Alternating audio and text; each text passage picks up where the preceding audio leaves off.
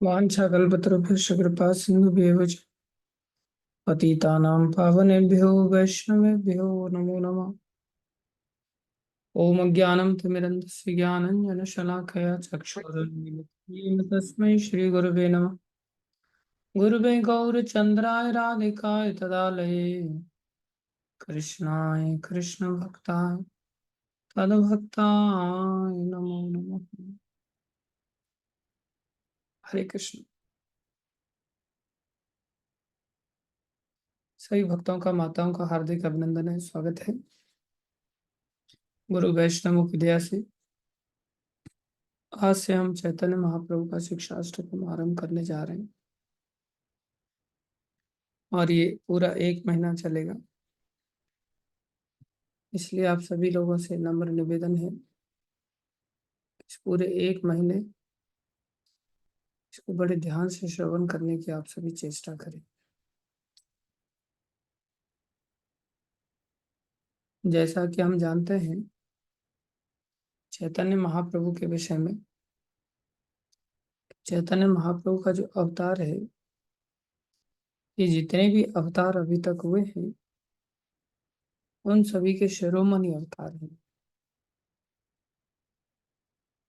जैसे भगवान श्री कृष्ण के विषय में हम जानते हैं, भगवान श्री कृष्ण कौन है? बोले ईश्वरों के भी ईश्वर हैं। कौन से ईश्वर हैं? परम ईश्वर है। ब्रह्मा जी ने कहा ईश्वरः परम कृष्ण सच्चिदानंद विग्रह अनादिर आदिर गोविंद सर्व कारण कारण। परम ईश्वर है। तो जो परम शब्द है मतलब उससे ऊपर और कुछ नहीं, उसके लिए उपयोग में लाया जाता है। तो चैतन्य महाप्रभु के लिए क्या शब्द लाया गया है? बोले चैतन्य महाप्रभु जितने भी ईश्वर हैं वो स्वभाव से दयालु होते हैं। जो परम ईश्वर हैं उनके अंदर भी दयालुता है, लेकिन फिर भी भगवान श्री कृष्ण के लिए परम करुणा नहीं कहा गया। चैतन्य महाप्रभु के लिए परम करुणा में अवतार कहा गया। हमारे आचार्यों ने महाप्रभु के लिए भजन लिखे। क्या लिखते हैं? परम करुणा बहु दुई जन निताई गौर चंद्र सब अवतार सार शिरोमणि केवल आनंद कंद। जैसे कि हमने देखा कि भगवान श्री कृष्ण भी माता यशोदा के ऊपर दया करते हैं, और जो परम स्वतंत्र भगवान है, असमोर्ध भगवान है, जिनके बराबर भी कोई नहीं है, उनसे ऊपर कौन हो सकता है? जो अजीत भगवान है, जिनको कभी जीता नहीं जा सकता, जो स्वराट भगवान है, जिनकी स्वतंत्रता कभी बाधित नहीं हो सकती, जो सर्वव्यापी भगवान है, जो सारे संसार में व्याप्त है, अपनी शक्तियों के माध्यम से ही व्याप्त है, तो स्वयं में क्या सामर्थ्य होगी भगवान की हम अनुमान लगा सकते हैं। जब उनकी शक्ति को ही हम नहीं पकड़ सकते, शक्ति के बारे में गीता में घोषित किया गया कि वो भगवान की शक्ति इतनी अनंत है कि दैवी शक्ति है, जिसको कि जीत पाना किसी साधारण जीव के लिए संभव नहीं। दैवी हेशम गुणमयी मम माया दुरत्यया, जिसको दुरत्यय शब्द कहा है, जिसको कोई पार ही नहीं पा सकता। भगवान की शक्ति ही इतनी अनंत है, तो भगवान का अनंतता कितनी होगी हम अनुमान नहीं लगा सकते। इसलिए भगवान को अचिंत्य कहा, हमारी सोच से परे हैं। वो भगवान श्री कृष्ण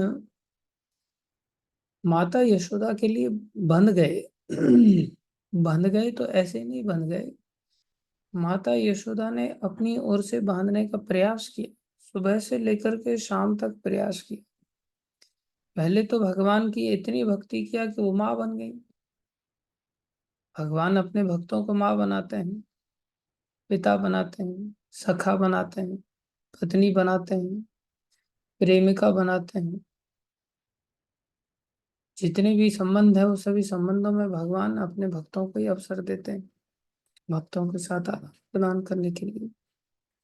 वो यशोदा मैया जो कि भगवान श्री कृष्ण को एक प्रकार से जन्म दे रही हैं, अजन्मा को जन्म दे रही हैं, ये भगवत भक्ति का प्रताप है।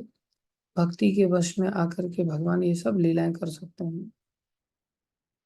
वो माता जब भगवान को बांधने का प्रयास कर रही हैं तो भगवान बंधे नहीं एकदम से।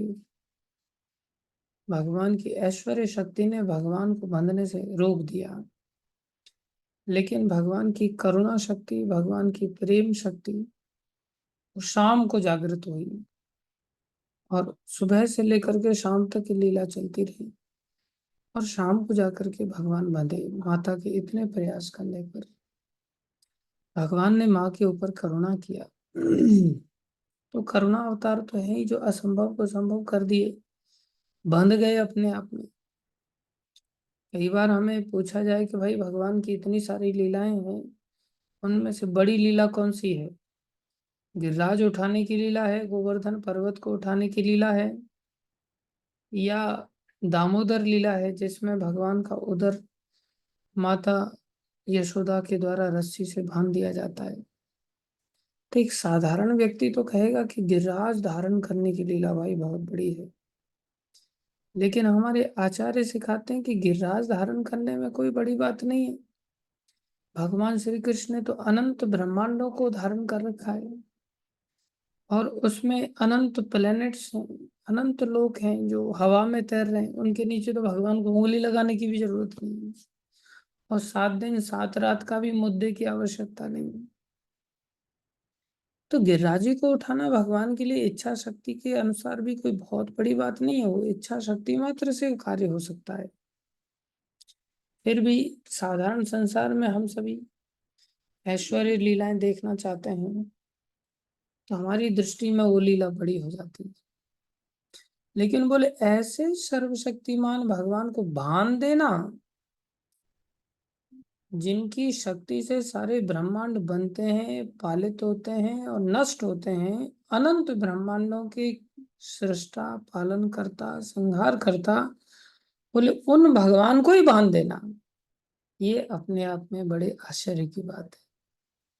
गोवर्धन धारण करना इसमें कोई बहुत बड़े आश्चर्य की बात नहीं है, लेकिन ऐसे भगवान का बंध जाना ये आश्चर्य की बात है। तो क्या भगवान को कोई बांध सकता?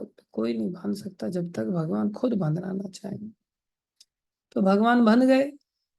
भगवान बन गए तो ये क्या है? भगवान की माता यशोदा के ऊपर करुणा है, जिसमें कि भगवान ने सुबह से लेकर के शाम तक माता यशोदा से परिश्रम करवाया और तब जाकर के करुणा किया। लेकिन जो चैतन्य अवतार है, ये कैसा अवतार है कि इसमें भगवान जीवों के प्रति प्रेम में बंधे हुए हैं। और भगवान क्या कर रहे हैं? जैसे यशोदा मैया प्रयास कर रही है भगवान को बांधने का, ऐसे भगवान कृष्ण चैतन्य अवतार में जीवों को अपना बनाने का प्रयास कर रहे हैं, जीवों को बांधने का प्रयास कर रहे हैं। ये बेचारे जीव संसार में कहाँ भटक रहे हैं। तो चैतन्य महाप्रभु, नित्यानंद प्रभु ये जीवों पर करुणा करने के लिए अपने आप में रो रहे हैं, और रो करके नित्यानंद प्रभु को प्रार्थना कर रहे हैं कि आप जाइए और जाकर के जीवों के कल्याण के लिए प्रचार प्रसार कीजिए नवद्वीप में जाकर के। जगन्नाथपुरी से उनको नवद्वीप भेज रहे हैं। स्वयं भी सारे उत्तर दक्षिण पूर्व पश्चिम सारे भारतवर्ष में भगवान चैतन्य ने भ्रमण किया। इसलिए भ्रमण नहीं किया कि उन्होंने सब तीर्थों में जाकर के अपना उद्धार करना था, वो तो स्वयं श्री कृष्ण है। वो जीवों का उद्धार करने के लिए सारे भारतवर्ष में भ्रमण कर रहे हैं, अलग अलग यात्राओं के माध्यम से। नित्यानंद प्रभु को उन्होंने भेजा कि जाओ, जाकर के आप हरिनाम की दुकान खोल देना। हरिदास ठाकुर को भेजा, आप जाकर के जीवों के पास भिक्षा मांगना। हरिदास ठाकुर, नित्यानंद प्रभु, अद्वैत आचार्य, ये सभी सबको भगवान नित्य प्रति जीवों के लिए प्रयत्न करते थे, जीवों के लिए आज्ञा दिए। जैसे एक सुंदर भजन है, उदिलो अरुण पूरब भागे, द्विजमणि गौरा अमनि जागे, भक्त समूहा लोहिया साथे, गेला नगर ब्राजे। भगवान क्या कर रहे हैं? सारी रात श्रीवास आंगन में अपने पार्षदों को लेकर के कीर्तन कर रहे हैं। कीर्तन क्यों कर रहे हैं? क्योंकि उनको अपना उद्धार करना है? नहीं, कीर्तन अपने ही नाम का उनको इतना अच्छा लग रहा है कि वो कीर्तन सारी रात करते करते व्यतीत हो गई, लेकिन थके नहीं। कीर्तन में और अधिक आनंद का अनुभव। भगवान है, वो कैसे थकेंगे? लेकिन भगवान भक्त रूप में भी है। फिर भी भगवान लीला करें तो थकने की लीला कर सकते, लेकिन भगवान थक ही नहीं रहे। ब्रजवासी भी कहते हैं ना, भजन करे जा गाड़े, ना भूख लगे ना जाड़े। ये भक्ति की शक्ति है कि इसमें आदमी भूख को भी जीत लेता है। सर्दी गर्मी वगैरह ये सब तो दूर की चीज है। भूख प्यास सहन करना बाकी चीजों से कहीं कठिन होता है। तो ये तो भजन की शक्ति है। चैतन्य महाप्रभु पार्षदों को लेकर के इतने आनंद में निमग्न हो जा रहे हैं कि हमें तो डांस करना पड़ता है, उनका डांस स्वयं ही होता है। तो लीला कर रहे हैं भगवान। सारी रात कीर्तन किया, सारी रात कीर्तन करने के बाद ये नहीं कि चलो अब जागरण किया है, सब रात भर जल्दी से खा लेते हैं और फिर सो जाते हैं, और फिर शाम तक सोएंगे आराम से, और फिर रात्रि का जो भी कार्यक्रम होगा उसको आगे बढ़ाएंगे। ऐसा नहीं, सारी रात जागरण किया। उसके बाद सुबह सुबह जैसे ही अरुणोदय हुआ, अरुणोदय हुआ मतलब अभी सूर्य नहीं निकला है, सूर्य से पहले अरुणोदय हुआ है। उदिलो अरुण पूर्व भागे, पूर्व दिशा में अरुण का उदय हुआ है। द्विजमणि, जो द्विज मतलब ब्राह्मण, ब्राह्मणों की जो मणि है, ब्राह्मणों के जो सरताज हैं, ब्राह्मणों के जो शिरोमणि हैं, क्या कर रहे हैं? भक्त समूह लैया साथे, गेला नगर ब्राजे। नगर में ब्राजे मतलब नगर में अब कीर्तन कर रहे हैं, चल रहे हैं, नगर में विचरण कर रहे हैं। नगर कीर्तन के लिए चल पड़े हैं। नगर कीर्तन के लिए क्यों चल पड़े हैं? जीवों पर दया करने के लिए, जीवों को भक्ति से बांधने के लिए, और जीवों के माया के बंधनों को खोलने के लिए स्वयं चल पड़े। अब नगर में माता यशोदा भी निकली थी अपने घर से, वो भगवान को बांधने के लिए निकले थे। यहाँ अब भगवान जीवों पर दया करने के लिए भगवान निकल रहे हैं। देखो कैसी विचित्र बात है। ये महाप्रभु की दया है कि महाप्रभु को परम करुणा अवतार कहा गया। परम करुणा पहु दुई जन, ये दोनों भाई नित्यानंद प्रभु और चैतन्य महाप्रभु, निताई गौर चंद्र, ये परम करुणा में है। इनकी करुणा का कोई वर्णन ही नहीं कर सकता। जब कोई वर्णन ही नहीं कर सकता तो फिर क्या, हम क्यों चेष्टा कर रहे हैं? हमारी क्या औकात है फिर वर्णन करने की? अरे, कोई समुद्र को भला अपनी चोंच में पी करके अपने पेट में डाल सकता है? क्या समुद्र को चोंच से पी करके समुद्र को खाली कर सकता है? किसी की सामर्थ्य है? नहीं। तो क्या फिर एक बूंद जो चोंच में आ रहा है, क्या उतना भी नहीं पीना चाहिए पानी? अब वो समुद्र से जब बरसात होती है तो बादलों से कितनी बरसात होती है, सब नदियां पर्वत वगैरह सब ओत-प्रोत हो जाते हैं बरसात से। अब जो पक्षी है वो सोचे कि मैं ये सारी बरसात तो पी नहीं सकता, इसलिए बोले मैं एक बूंद भी नहीं पीऊंगा। ये तो उसकी मूर्खता है, जिएगा कैसे? अरे, जिसके मुंह में जितनी पानी पीने की क्षमता उतना पानी तो पिएगा कि नहीं पिएगा? जो ऊंट है वो कई सारा लीटर पानी पी सकता है, और जो पक्षी है वो बेचारा कई सारा लीटर कैसे पिएगा? 1 लीटर भी उसके बस की बात नहीं है। वो तो एक दो चार बूंदे पी लेगा, उतना ही बहुत हो जाएगा उसके लिए। लेकिन उसको उतना पानी तो पीना चाहिए जितना उसकी चोंच में आ जाए। उससे उसका जीवन धारण हो जाता है। ऐसे ही हमारी जो चोंच है वो बहुत ज्यादा इतनी सामर्थ्यशाली नहीं है कि महाप्रभु के नित्यानंद प्रभु के गुणों का गुणगान कर सके, जो कि अनंत शेष भी नहीं कर सकते, इतने अनंत हैं। लेकिन हाथ पे हाथ रख के बैठने से भी काम नहीं चलेगा। जितना मुंह है उतनी देर तो बोल ही सकते हैं, उतना तो गुणगान कर ही सकते हैं। चोंच के बराबर दो चार बोले चर्चा की जा सकती है। और मेरे को लगता है कि आप लोगों के पास भी चोंच कोई बहुत ज्यादा बड़ी नहीं है, आपके भी कान कोई बहुत ज्यादा ऐसे बड़े नहीं है कि आप भी पानी को ज्यादा धारण कर सकें। फिर भी कुछ महात्मा लोग हैं जो ज्यादा धारण कर सकते हैं, मैं उनसे आशीर्वाद की कामना करूंगा। और जो ऐसे महात्मा नहीं है, वो थोड़ा बहुत महाप्रभु की कृपा से, प्रभुपाद कृपा से, गुरुदेव की दया से, आप वैष्णवों की दया से जो कुछ बोले इन 30 दिनों में उसको एक जल समझ करके, जीवन का जल समझ करके, क्योंकि जल ही जीवन है और ये तो वास्तविक जल है, इसलिए इसको आप सभी धारण करेंगे ऐसा मुझे पूर्ण विश्वास है। महाप्रभु को क्या कह रहे हैं? परम करुणा पहु दुई जन निताई गौर चंद्र सब अवतार सार शिरोमणि केवल आनंद कंद।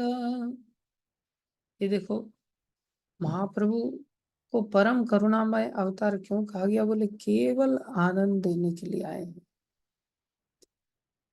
अपेक्षा ये कुछ नहीं कर रहे, अपनी ओर से केवल देने का चेष्टा कर रहे हैं। क्या कह रहे हैं? और भजो भजो भाई चैतन्य निताई। अरे भैया, तुम चैतन्य और नित्यानंद इनका भजन करो। एक वैष्णव इस भजन को गा रहे हैं। सुदृढ़ विश्वास को री, अरे दृढ़ विश्वास के साथ तुम ऐसा कर लो। हमारी सबसे बड़ी समस्या है विश्वास नहीं, दृढ़ विश्वास नहीं। सुदृढ़ विश्वास तो सपने में भी नहीं कोई सोच सकता। पहले तो विश्वास ही नहीं कि ऐसा हो सकता है, फिर दृढ़ विश्वास और फिर सुदृढ़ विश्वास। लेकिन यहाँ कह रहे हैं महाप्रभु के लिए सुदृढ़ विश्वास कर लो। और क्या करो?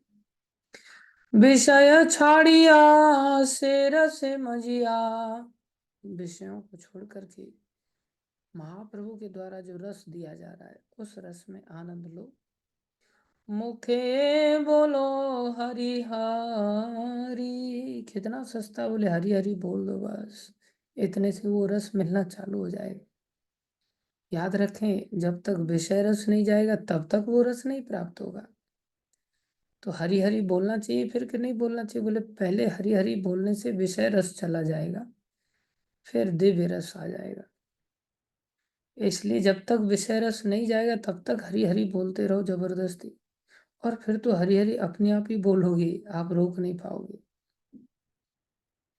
देखो रे भाई त्रिभुवने नाई, देखो ये त्रिभुवन के स्वामी हैं, त्रिभुवन के नायक हैं। ए मन दयाल दाता, इनसे बड़ा कोई दयालु हो सकता है क्या? कैसे दयालु हैं? पशु पक्षी झुरे पाषाण विदिरे, पशु पक्षी, ऐसे ऐसे हिंसक पशुओं का उद्धार कर दिया इन्होंने, पक्षियों का उद्धार कर दिया। सारे जीव अपनी उस वृत्तियों को भूल गए जो जड़ वृत्ति थी। आप देखेंगे कई बार हिरन वगैरह को शिकारी लोग पकड़ लेते हैं और खाने लग जाते हैं, जिंदे को ही खाने लग जाते हैं। और वो जीव भी इतने डल चेतना के होते हैं, उनकी चेतना भी इतनी जागृत नहीं होती है कि उनको कोई व्यक्ति खा रहा है और फिर भी वो बेचारा बैठा हुआ है, कुछ कर नहीं पा रहा है। उनको बहुत ज्यादा सेंस नहीं होता, जैसे भेड़ है, लोग भेड़ को काट के खा जाते हैं। ऐसे डल चेतना वाले जीव भी भगवान का कीर्तन करने लग गए। पशु पक्षी जो रे, पाषाण वेदी रे। और जिन पत्थरों की बात कही जाए, बोले पत्थर ऐसे, जहां जहां महाप्रभु ने प्रणाम करने के लिए अपने आप को दंडवत प्रणाम किया, जिस पत्थर पर लेटे वो पत्थर ही पिघल गया। भगवान श्री कृष्ण जब खड़े होते हैं तो पत्थर पिघल नहीं रहे हैं, लेकिन जब बंसी बजाते हैं तब पत्थर पिघलते हैं। लेकिन महाप्रभु इतने दयामय कि वो खाली कहीं लेट जाते हैं तो वहीं पर पत्थर पिघल जाते हैं। प्रणाम करने मात्र से पत्थर पिघल जाते हैं। सुनी जार गुण गाथा। अरे उनका गुणगान इतना शक्तिशाली। संसारे मजिया रहिलो पड़िया, से पदे नाही लो आशा। संसार में रह करके ही मैं पड़ा रहा, संसार में आनंद लेता रहा, और मैंने महाप्रभु के चरणों का आशा नहीं किया, उनके चरणों में आशा नहीं की। संसार में लोगों के पास आशा करके पहुंच गया, भगवान के चरणों में आशा नहीं की। आपन करम भुंजाय समन, कहे लोचन दास। बोले मैं तो अपने ही कर्मों के कारण अब मेरे को यमदूत कष्ट दे रहे हैं, मैं कष्ट पा रहा हूँ। कहे लोचन दास, ऐसा लोचन दास ठाकुर कहते हैं जो महाप्रभु के बड़े सुंदर भक्त हैं। तो यहाँ से वो सिखा रहे हैं कि चैतन्य महाप्रभु कौन है, जो लोग परम करुणामय हैं। जो श्री कृष्ण भी इतने नहीं है जितने चैतन्य महाप्रभु हैं। हाँ, कृष्ण ही है चैतन्य महाप्रभु, लेकिन राधा रानी का मिलित अवतार है।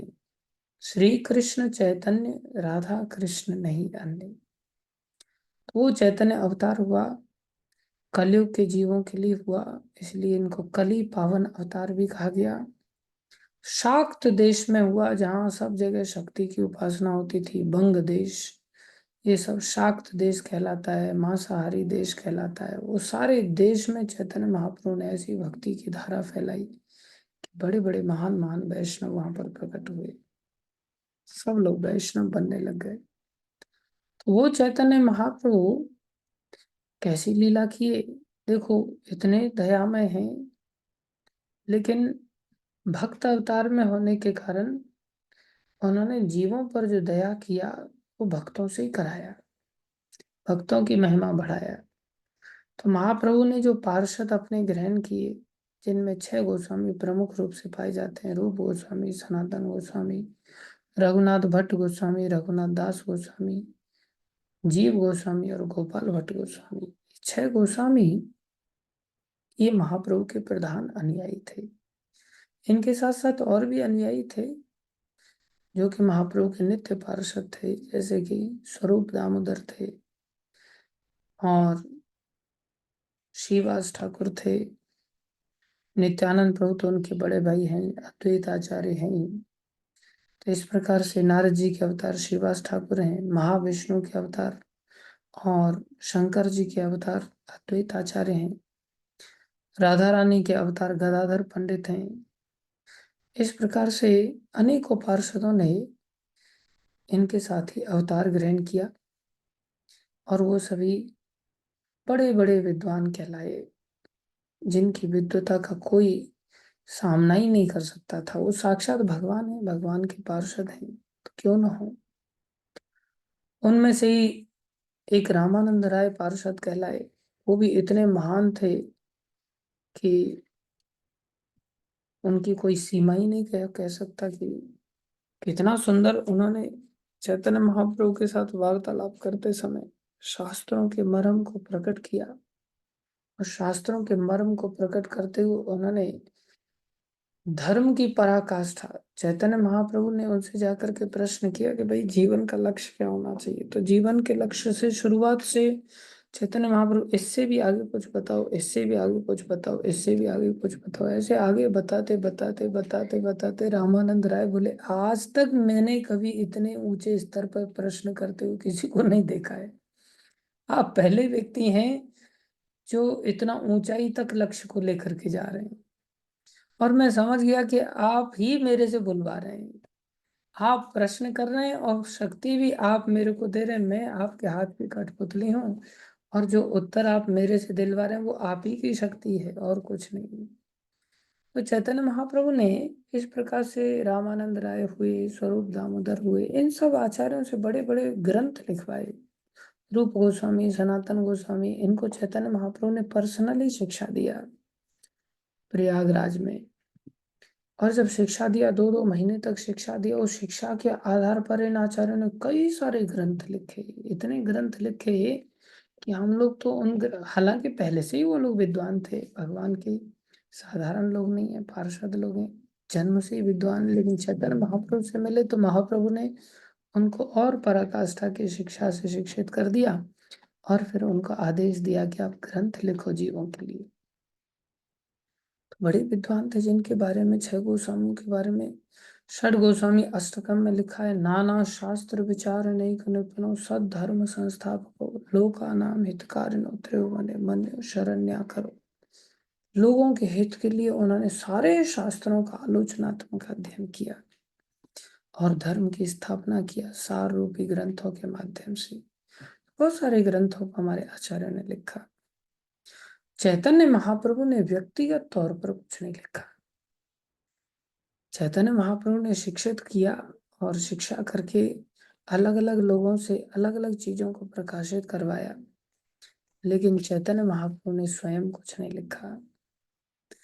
चैतन्य महाप्रभु की लीलाओं को जरूर वर्णित किया गया है चैतन्य चरितामृत के अंतर्गत कृष्णदास कविराज गोस्वामी के द्वारा, जिसमें कि आदि लीला है, मध्य लीला है, अंत लीला है।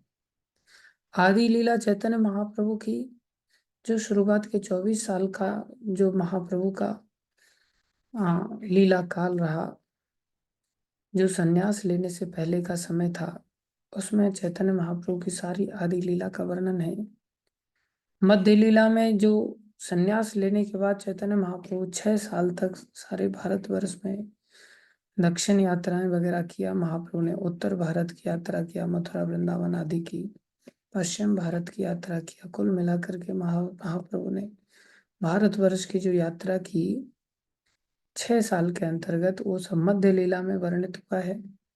और चैतन्य महाप्रभु का लीलाओं का अंत लीला, जिसमें कि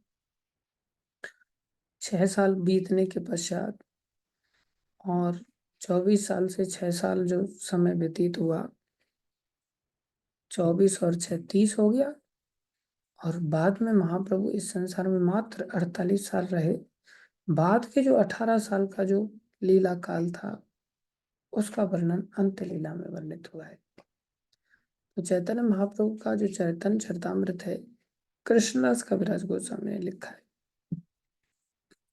जिसमें सब भक्तों के अनुभवों के आधार पर जो लीलाएं हैं, और महाप्रभु ने जो कृष्णदास कविराज गोस्वामी को जो दिव्य शक्ति दी जिससे को महाप्रभु की लीलाओं को समझ पाए, और उन्होंने उन तीनों सेक्शंस में, जिसमें 24 साल की लीलाएं आदि लीला में, 6 साल की लीला मध्य लीला में, 18 साल की लीला अंत्य लीला के रूप में जानी जाती। तो जब चैतन्य महाप्रभु ऐसी लीला कर रहे थे, तो महाप्रभु के मुख से भी कुछ श्लोकों का उच्चारण हुआ, जो अलग अलग आचार्यों ने उन सब श्लोकों को कंठस्थ करके पद्यावली के अंतर्गत लिख दिया था। तो उनकी जो पद्यावली में समय समय पर जो वो भाव में डूब जाते थे और हृदय से ऐसी स्फूर्ति होती थी भक्ति के प्रकाशित करने की, तो उस समय जो श्लोक गाए गए थे, वो सब श्लोक पद्यावली में पाए जाते हैं। और वही पद्यावली से कृष्णदास कविराज गोस्वामी ने इन श्लोकों को चैतन्य चरितामृत में अंत्य लीला के अंतर्गत आखिरी अध्याय में डाल दिया, और बहुत सुंदर सीक्वेंस में डाला, बहुत सिस्टमेटिक सीक्वेंस में डाला। और इस प्रकार से ये चैतन्य महाप्रभु का शिक्षा अष्टकम कहलाया। 8 श्लोकों के द्वारा जो चैतन्य महाप्रभु ने खुद से जो शिक्षा दी है, इसलिए इसको चैतन्य शिक्षा अष्टकम कहा जाता है।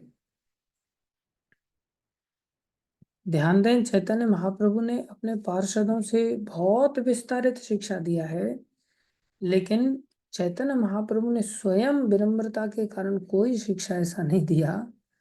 लेकिन वो महाप्रभु ने अपने मुखारविंद से, कभी कभी मूड में जब महाप्रभु हुए, तो उस समय में जो ये 8 श्लोक निकले। इन 8 श्लोकों को बहुत सिस्टमेटिकली कृष्णदास कविराज गोस्वामी ने सीक्वेंस में लगा करके हमें प्रदान किया, और ये सब चैतन्य शिक्षाष्टकम के रूप से जाना जाने लगा। इसमें क्या है कि जैसे चैतन्य महाप्रभु करुणा के अवतार हैं, कौन सी करुणा? परम करुणा। बोले करुणा ही करुणा है उनके प्रत्येक कार्य में। तो चैतन्य शिक्षाष्टकम में फिर क्या होगा? वहां भी परम करुणा होगी। तो उन्होंने कलयुग के जीवों को देखा, ये बेचारे कलयुग के जीव कहाँ से इतने ग्रंथ पढ़ेंगे? गीता, भागवत, रामायण, महाभारत आदि ये मुख्य मुख्य ग्रंथ ही इनसे पढ़ करके नहीं हो रहे हैं, तो वेद आदि कहाँ से पढ़ेंगे ये लोग? इनकी क्या सामर्थ्य है? बोले ये सब लोग कुछ नहीं तो कम से कम 8 श्लोकों को तो पढ़ पाएंगे। तो चैतन्य महाप्रभु ने हम लोगों की बहुत तीव्र बुद्धि को ध्यान में रखते हुए कि हम कितने स्मार्ट लोग हैं, कितनी तीव्र बुद्धि वाले लोग हैं, दूसरे शब्दों में कहें तो आप तो सब तीव्र बुद्धि वाले हैं, मैं एक मंद बुद्धि वाला व्यक्ति हूँ। तो आपके लिए महाप्रभु ने पार्षदों के माध्यम से अनेकों ग्रंथों को लिखवाया है, और मेरे लिए चैतन्य महाप्रभु ने देखा बेचारा गया गुजरा है, इसको पता नहीं कैसे सब शास्त्रों का सार सिखाया जाए, इसलिए महाप्रभु ने ये 8 श्लोकों के माध्यम से शिक्षा अष्टकम दिया है। और आशा करते हैं कि आप सब लोग इस शिक्षा अष्टकम को रोज पढ़ते ही होंगे। एक आध व्यक्ति हो सकता है जो नए हों, जिन्होंने कभी इस शिक्षा अष्टकम को खोला ही नहीं है या कभी पढ़ा नहीं है। अब सभी इस शिक्षा अष्टकम को, जो नए लोग हैं वो भी पढ़ना चालू कर दीजिए। जिसमें कोई बहुत ज्यादा श्लोक नहीं है, मात्र 8 श्लोक है। सब जितनी भी शिक्षाएं हैं, जितने भी शास्त्रों में, सब की सब शिक्षाएं मात्र इन 8 श्लोकों में मिल जाएगी। तो आइडियली देखा जाए तो ये 8 श्लोकों का एक्सप्लेनेशन कभी खत्म होना चाहिए क्या? फिर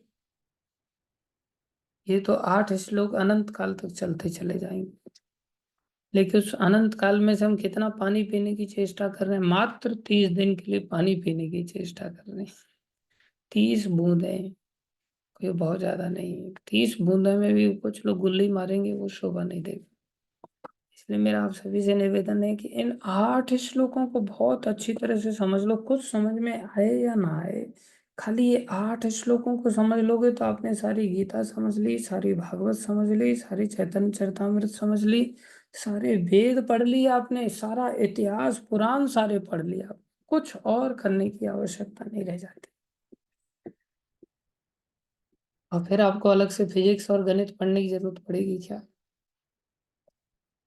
जब भगवान को आपने जो पुराणों में बातें कही वो सब पढ़ लिया, तो फिर क्या नौकरी चाकरी? फिर ऐसा नहीं कि फिर ओमान जाने की जरूरत पड़ेगी, कतर जाने की जरूरत पड़ेगी, फिलिस्तीन जाने की जरूरत पड़ेगी, इजराइल जाने की जरूरत पड़ेगी, अमेरिका जाने की जरूरत पड़ेगी, कहीं जाने की जरूरत नहीं पड़ेगी। आपको गोवर्धन भी आने की जरूरत नहीं पड़ेगी। आपको आश्चर्य की बात है, आप जहाँ हैं वहां ये दिव्य आनंद पा सकते हैं। ऐसा नहीं सोचना कि मैं आपको गोवर्धन बुलाने के लिए कुल मिलाकर के ये जाल फैला रहा हूं, ऐसा कुछ नहीं है। चैतन्य शिक्षाष्टकम अगर आपके चित्त में समाहित हो गया, तो ये चैतन्य शिक्षाष्टकम को धारण करने वाले प्रभुपाद जी, जिन्होंने 20 साल वृंदावन में शुरुआत में आकर के तपस्या किया, आराधना किया, शास्त्रों का लेखन किया, और फिर विदेश में गए, और फिर बाद में चैतन्य महाप्रभु के इस आंदोलन को उन्होंने स्टैब्लिश किया, योग धर्म को स्टैब्लिश किया, सारे संसार में फैलाया। अब प्रभुपाद जी कहते हैं मैंने 20 साल वृंदावन में रह करके वेस्ट कर दिए। मैंने इमेजिन प्रभुपाद जी क्या कह रहे हैं, मैंने 20 साल वृंदावन में रह करके वेस्ट कर दिए। क्योंकि प्रभुपाद जी को इतना करुणा से भर दिया गया कि कृष्ण कृपा मूर्ति, कृष्ण की कृपा मूर्ति कहे जाते हैं प्रभुपाद जी। ये चैतन्य महाप्रभु का आंदोलन था। चैतन्य महाप्रभु के शिक्षाष्टकम को प्रभुपाद जी ने अच्छी तरह से समझा और अनुभव किया, समझा ही नहीं, अनुभव भी किया। जब प्रभुपाद जी मायापुर में आए थे कई सारे विदेशी शिष्यों को लेकर के, तो एक आध विदेशी शिष्य खड़ा होकर के प्रभुपाद जी को बोलने लगा, प्रभुपाद चैतन्य महाप्रभु ने तो सारे भारतवर्ष में प्रचार किया और उनको लोग भगवान कहते हैं, आपने तो सारे विश्व में प्रचार किया और 70 साल की वृद्धावस्था में प्रचार किया। आपके पास तो कुछ था भी नहीं, आपका कोई पार्षद भी नहीं था, सिंगल हैंडेडली आपने प्रचार प्रसार किया। आपने तो चैतन्य महाप्रभु से बढ़कर कार्य किया है, इसलिए आप चैतन्य महाप्रभु से भी बड़े भगवान हैं। इतना सुनते ही प्रभुपा जी की आंखों में आंसू आ गए, प्रभुपा जी गंभीर हो गए और प्रभुपा जी कहने लगे, I am an old man, what can I do, this is the Lord Chaitanya only who has done everything. ये चैतन्य महाप्रभु ही हैं जिन्होंने सब कुछ किया है, निमित्त मेरे को बनाया है, यश मेरे को दिया है चैतन्य महाप्रभु ने। तो ये कृपा कितनी सामर्थ्यशाली है कि ये सब चीज भुला सकती है और हम सारे संसार में कहीं भी रह सकते हैं। यहाँ तक कि वृंदावन को हम ऐसा फील कर सकते हैं, गोवर्धन को ऐसा फील कर सकते हैं, ब्रजमंडल को ऐसा फील कर सकते हैं कि मैं यहाँ रह करके टाइम वेस्ट कर रहा हूँ। Can you imagine? कैसी दया जीव को कितनी ऊंचाई पर पहुंचा देती है कि न्यूयॉर्क, न्यूयॉर्क मतलब नर्क से मिलता जुलता शब्द है। न्यूयॉर्क को अगर ज्यादा समय व्यतीत हो जाए तो ये अपभ्रंश होकर के नर्क ही बन जाएगा सीधा। तो ये नर्क की राजधानी था न्यूयॉर्क, और प्रभुपाद जी ने वहां जाना अपने आप को हाँ विशेष माना। और can you imagine, Prabhupada ji को भगवान श्री कृष्ण कह रहे हैं, अभी आप वृंदावन चले जाओ, मेरा वहां भी मंदिर का निर्माण करो। तो प्रभुपाद जी कहते नहीं, मैं वहां नहीं जाना चाहता। क्या? नहीं नहीं, मैं सब व्यवस्था करूंगा, तुम जाओ तो सही। तो भगवान ने उनको वृंदावन भेजा बाद में मंदिर निर्माण करने के लिए, और भगवान के आदेश पर आए और उन्होंने मंदिर का निर्माण किया वृंदावन, बाद में आए। पहले उन्होंने वहां जाकर के प्रचार प्रसार। ये क्या चीज है जो इतना भक्त को आनंद से ओत प्रोत कर देती है कि वो वृंदावन के आनंद को भी पीछे छोड़ देता है। जिस वृंदावन में जब भगवान कृष्ण प्रकट होते हैं तो उनका तो नाम ही आनंद है और वृंदावन भूमि आनंदमयी है, लेकिन महाप्रभु का जो आंदोलन है, जो कि कृपा का आंदोलन है, उससे बढ़कर है। इसलिए चैतन्य महाप्रभु ने हमें शिक्षाष्टकम दिया है, इस कृपा को पाने का रास्ता बताया है। उसमें मात्र 8 श्लोक दिए हैं, इसलिए इन 8 श्लोकों का आशा करते हैं हम सब बहुत अच्छी तरह से इनको समझेंगे और जीवन में इस पर चलने की शीघ्र शीघ्र चेष्टा करेंगे। भक्तों के सानिध्य में रहते हुए ऐसा हो जाएगा। अकेले की तो किसी की ताकत है नहीं जो चल पाएगा समय से, लेकिन भक्त लोगों का सानिध्य करेंगे तो जरूर चल पाएंगे। तो चैतन्य महाप्रभु ने कौन से 8 श्लोक दिए हैं, इस पर हम आज से चर्चा आरंभ करने जा रहे हैं। सभी लोग पहला श्लोक उच्चारण कर सकते हैं। चेतो दर्पण मार्जनम भव महादावाग्नि निर्वापनम श्रेय कैरव चंद्रिका वितरणम विद्यावधू जीवनम आनंदाम अम्बुदिवर्धनम प्रतिपदम पूर्णामृता स्वादनम सर्वात्मस्नपनम परम विजयते श्री कृष्ण संकीर्तनम। ये पहला श्लोक है चैतन्य शिक्षाष्टकम का, जिसमें भगवान श्री कृष्ण चैतन्य अवतार में हमें क्या समझा रहे हैं। भगवान समझा रहे हैं कि भैया ये जो युग धर्म है हरिनाम संकीर्तन, ये इतना श्रेष्ठ है, इतना श्रेष्ठ है कि इसके फायदे सोच के आदमी आश्चर्य करेगा।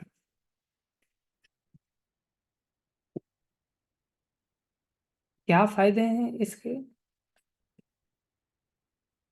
बोले अगर कोई वेद ऐसा बता रहा है,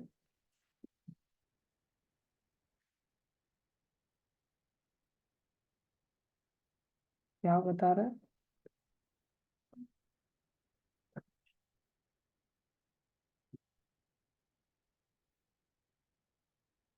वेद कहते हैं कि आप ब्रह्म का ध्यान सारे जीवन भर भी करें तो भी हमारे कर्मों का नाश नहीं होगा।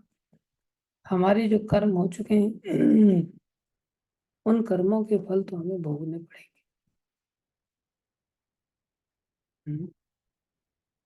दूसरी ओर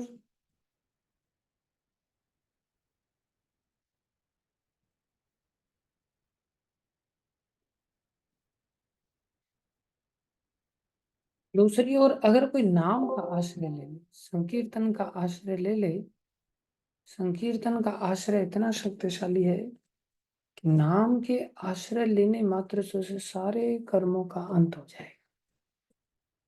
हाँ, इतना जरूर है कि निरपराध नाम लेना पड़ेगा। तो नाम को पहले जान तो लें कि नाम से हमें क्या क्या प्राप्त होगा।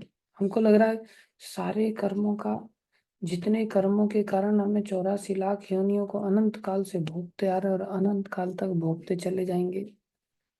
बोले कर्म कट जाएंगे तो हमारा ये आवागमन का चक्र खत्म हो जाएगा। खाली इतना ही नहीं, चैतन्य महाप्रभु नाम की महिमा इस श्लोक के माध्यम से बता रहे हैं। क्या कह रहे हैं? लास्ट लाइन में कह रहे हैं, परम विजयते श्री कृष्ण संकीर्तन। पहले हम संकीर्तन को समझें कि श्री कृष्ण संकीर्तनम क्या है। इस श्लोक को समझना हमारे लिए बहुत आवश्यक है। बहुत अच्छी तरह से हमें इस श्लोक को समझने की चेष्टा करनी चाहिए। संकीर्तनम, संकीर्तन मतलब, कीर्तन मतलब गाना, संकीर्तन मतलब एक साथ समूह में गाना। क्या क्या गाया जा सकता है संकीर्तन में? किसको गाना? बोले श्री कृष्ण संकीर्तन, भगवान श्री कृष्ण को गाना, भक्तों के साथ भगवान श्री कृष्ण को गाना। ये क्या कहलाता है? श्री कृष्ण संकीर्तन कहलाता है। तो श्री कृष्ण है क्या क्या चीज?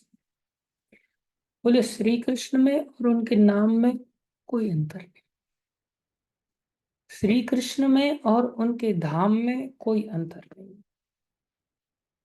श्री कृष्ण में और उनके रूप में कोई अंतर नहीं। चाहे वो चित्र रूप में निकाला गया हो किसी पेपर के ऊपर, या विग्रह रूप में बनाया गया हो, कोई अंतर नहीं। श्री कृष्ण में और उनके गुणों में कोई अंतर नहीं।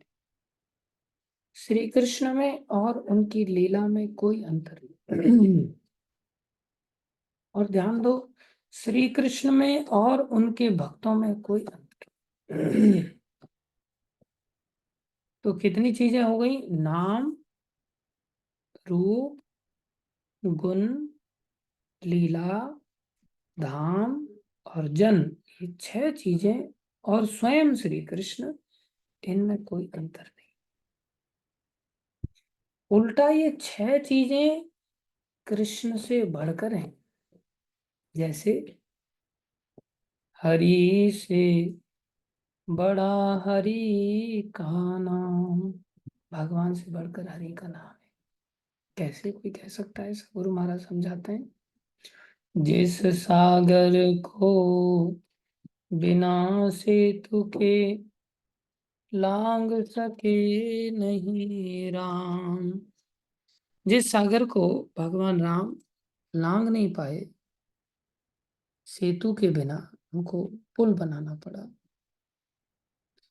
जिस सागर को बिना सेतु के लांग सके नहीं राम। अब ऐसा नहीं कि कोई कल्पना मात्र आपको बताई जा रही है। नासा के साइंटिस्ट लोगों ने इमेज दिया है समुद्र के ऊपर पुल का, जो लंका में जा रहा है। अभी तो इसरो के साइंटिस्ट लोगों ने भी बहुत स्पष्टता के साथ उस ब्रिज को बता दिया कि यहाँ से ब्रिज चालू हो रहा है और वहां तक जा रहा है। स्पष्ट है, उसमें देख सकते हैं लोग। तो वो पुल बना है, ऐसा नहीं कि कल्पना कही जा रही है या केवल भजन ऐसे ही बना दिया गया, नहीं। जिस सागर को बिना सेतु के लांग सके नहीं राम, कूद गए हनुमान उसी में लेके राम का नाम, हरि से बड़ा हरि का नाम। भगवान का नाम भगवान से बढ़कर है। अंत में निकला ये परिणाम, हरि से बड़ा हरि का नाम। जैसे नाम नामी से बड़ा है, ऐसे ही धाम धामी से बड़ा है। भगवान का धाम भगवान से बढ़कर है। ऐसे ही भगवान का रूप भगवान से बढ़कर है। Can you imagine? ऐसे ही भगवान के गुण भगवान से बढ़कर है। भगवान की लीलाएं भगवान से बढ़कर है। भगवान की जन भगवान से बढ़कर है। क्यों बढ़कर है? क्योंकि भैया भगवान सुलभ नहीं है जितने सुलभ भगवान के नाम रूप गुण धाम लीला जन आदि है। ये तो हर व्यक्ति के लिए सुलभ है। दुनिया में कहीं भी चले जाओ, आपको महाप्रभु की दया से सब जगह उनका नाम मिल जाएगा, और ये नाम भगवान से मिला देता है। ये ऐसी शक्ति है। इसलिए दुनिया में कहीं भी चले जाएंगे, नाम मिल जाएगा, भगवान का रूप मिल जाएगा, भगवान के गुण मिल जाएंगे, भगवान की लीलाएं मिल जाएंगी, भगवान के धाम के विषय में सुनने को मिल जाएगा, भगवान के जनों के विषय में सुनने को मिल जाएगा। इनको आसानी से हम कानों से सुन सकते हैं। और जब कानों से सुनेंगे तो इनको गाना है। श्रवणम कीर्तनम, नाम को गाना है, रूप को गाना है, लीला को गाना है, धाम को गाना है, जन को गाना है। तो ये सब क्या है? नाम रूप गुण लीला धाम जन। अगर हम इनको गाएंगे तो ये कृष्ण को गाना कहलाएगा। हमने किसको गाया? कृष्ण को गाया। इसको कहते हैं श्री कृष्ण संकीर्तनम। ये नहीं कि केवल कोई हरे कृष्ण महामंत्र कर रहा है वही कीर्तन कहलाएगा किसी का। नहीं, वही अगर माता यशोदा का गुणगान कर रहा है, ब्रजवासियों का गुणगान कर रहा है, तो वो भी कृष्ण कीर्तन है। कोई गा रहा है यशोमती नंदन ब्रजवर नागर गोकुल रंजन काना गोपी परानंदन मदन मनोहर कालिय दमन विधाना। ये भगवान के कई सारे भक्त लोग इसमें आ रहे हैं। ये भी कृष्ण कीर्तन है। भगवान के रूप को गाना, ये सब कृष्ण कीर्तन। तो इस श्री कृष्ण संकीर्तनम हम समझ गए। श्री कृष्ण संकीर्तन किसको कहते हैं? कोई लीला को गा रहा है तो इसका मतलब वो कीर्तन कर रहा है कि नहीं? वो भी कीर्तन है। कोई धाम की महिमा बता रहा है, वो कीर्तन है कि नहीं? वो भी कीर्तन है। कोई भगवान के भक्त की चर्चा कर रहा है कि ये भक्त कितना घटिया है, क्या वो भी कृष्ण कीर्तन है?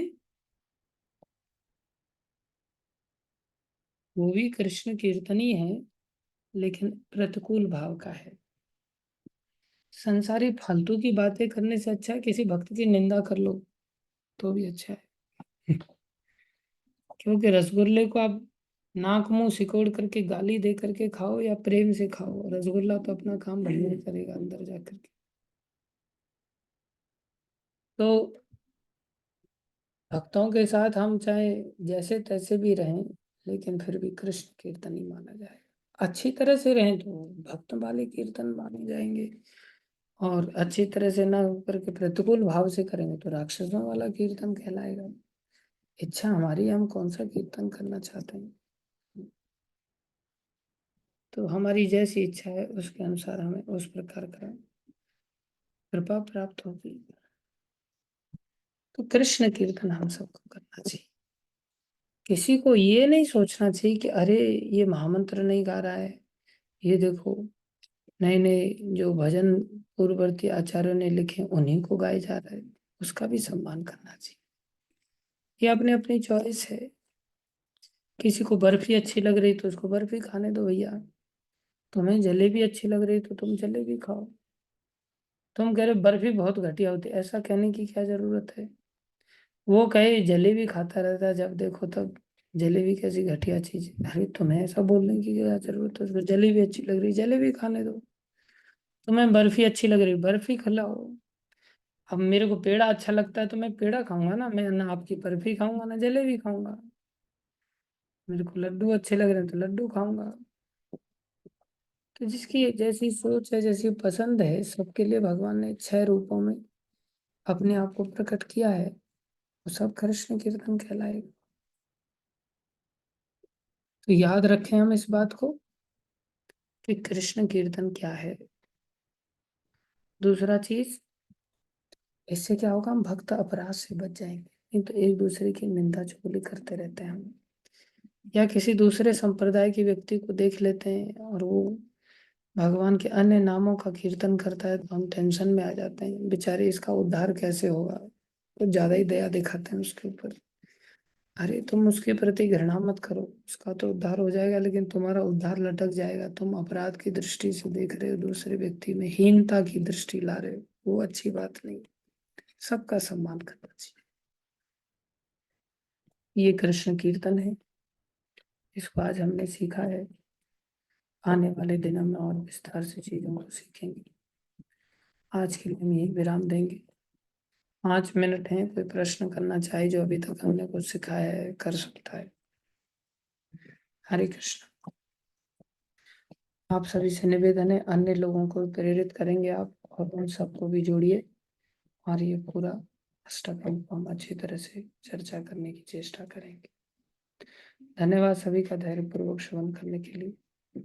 बोलो श्री चैतन्य शिक्षाष्टकम की जय, श्री प्रभुपाद की जय, श्री गुरु महाराज की जय, अनंत कोटि वैष्णव वृंद की जय।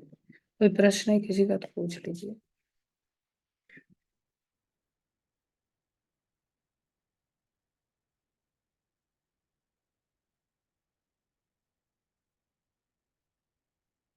समझ में ना आया हो अभी?